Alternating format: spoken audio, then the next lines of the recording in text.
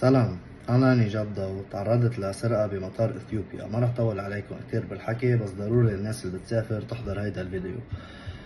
كان عندي رحلة من مطار لبنان على ليبيريا. عندي 2 أسكال، وحدة بمطار إثيوبيا أديس أبابا، وحدة بمطار أكرا بغانا. بأول أسكال عندي تعرضت لسرقة من الموظف اللي على اللي اخر شيء بتكون على الجيت، اللي بتخزق لك البوردنج باس تبع الطياره. سرقت لي محفظتي، اخذت منها المصاري وتركتها محلها ورجعت فلت في كاميرا فوق راسها.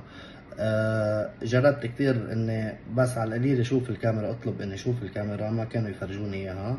اجى لعندي اكثر من 5 أو 6 سوبرفايزر، هلا بنفرجيك الكاميرا وهلا بنجيب لك مصرياتك. وبينت محفظتك بس بلا مصاري، فيها بس وراقه. بينت محفظتي دغري عندها يعني على الكونتوار، تركتها بس بنزلتها وسحبه منها المصاري. كل شيء واضح، انا مصور تقريبا 3/4 الاشياء اللي قدرت صورتهم. ما قدرت شفت الكاميرات، فرجوني الكاميرات محل ما رحت على الكافيات شربت عصير وقهوه. فرجوني اياهم، بس هيدي الكاميرا اللي طلبت شوفها من 11 الصبح للوحده بالليل ما قدرت شوفها. عملت شكوى ونزلت لأقدمها، كمان ما خلوني أقدم الشكوى، وإني عارفين إنه أنا أوريدي كان سبقتني الطيارة وتاني نهار عندي الرحلة، وإذا خلص هيدا النهار فتاني النهار ما حأجل كرمالهم. هن قيمتهم $700 تقريبا، بيطلعوا 650 $700. فالفكرة انه هي السرقة صارت على عينك يا تاجر هونيك، يعني كلهم مغطيين ومحميين من بعضهم. بينت بالاخر هيك الخبرية، لانه مين ما اجى ليقول لي هلا بنجيب لك محفظتك وهيك يغيب وما بقى يرجع مرة تانية، يرجع واحد وجه تاني، وجه جديد يعني. وانا بالاخر حامل باسبور لبناني، يعني بعرف الدولة اللبنانية قديش بتحمينا ببلدنا، كيف بدها تحمينا برا.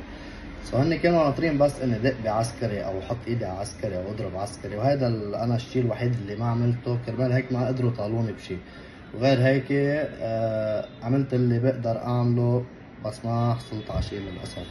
هيدا انا صار لي من 11 الصبح ناطر، سارقين لي مبلغ يقدر بين 600 وال 700. انا صارف منه ما عارف على قد قديش هو، بحدود 600 700 من الساعة 11 الصبح هلا الساعة 9 بالليل، وبعدهم لهلا لا ردوا لي المصاري ولا خلوني اشوف الكاميرا ولا خلوني ارفع دعوة.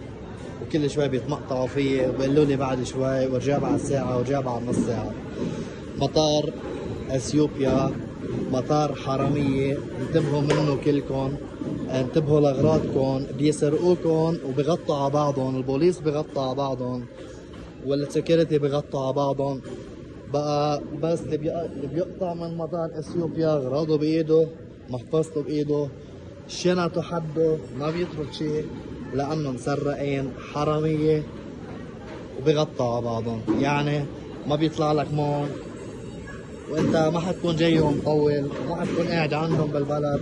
اذا في حال بدك لترجع مصرياتك تقعد بالبلد، بدك تحط قد اللي رايح لك. انت هني بيعرفوا انت ما حتقعد، ما حتقدر تكنسل، ما حتقدر تكنسل تيكتك، فبضل يماطلوا فيك يماطلوا فيك لتزهق وتفل، بقسموا المصاري على بعضهم. هيدا مطار اثيوبيا، هودي هون الاوفيس، على اساس انه هن رب الدعاوى ما قبلانين يرفعوا دعوى لك وينهم. كمان هلا ليك رحت لقدم شكوى على البنت، مش قبلانين. هيدا هو ليك عم بيقول لي انت ما خصك وما لك حق تعمل دعوة عنا، او هن ما بدهم يخلوني اشتكي عليهم، سرقوني وما بدهم يخلوني اشتكي عليهم. مطار اثيوبيا غدار سرقوا المصاري كلها. كانت قاعدة هون على الديسك، ضيعنا المحفظة ورمنا الدنيا. بيجي السوبرفايزر لهون بيقول لي هيدي هي محفظتك، بشيل لي اياها، بيقول لي لونها ازرق، هي محفظتك؟ قلت له ايه.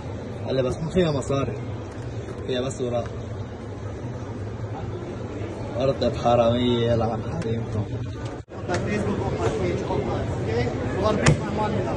ده فيديو. All the people listen! All the people listen! Ethiopia Air Force TV that here at 11 morning is here.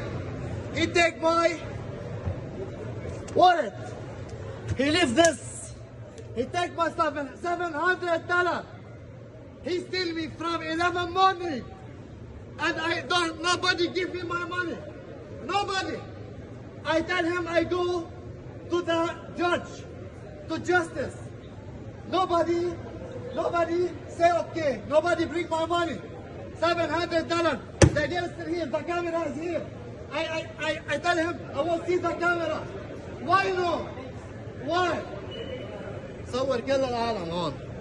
مطار اثيوبيا حرامية بيسرقوكم، انتبهوا لاغراضكم، انتبهوا لكل شيء. حرامية. No.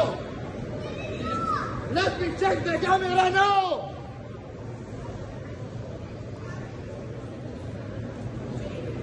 Ethiopian airport still the people.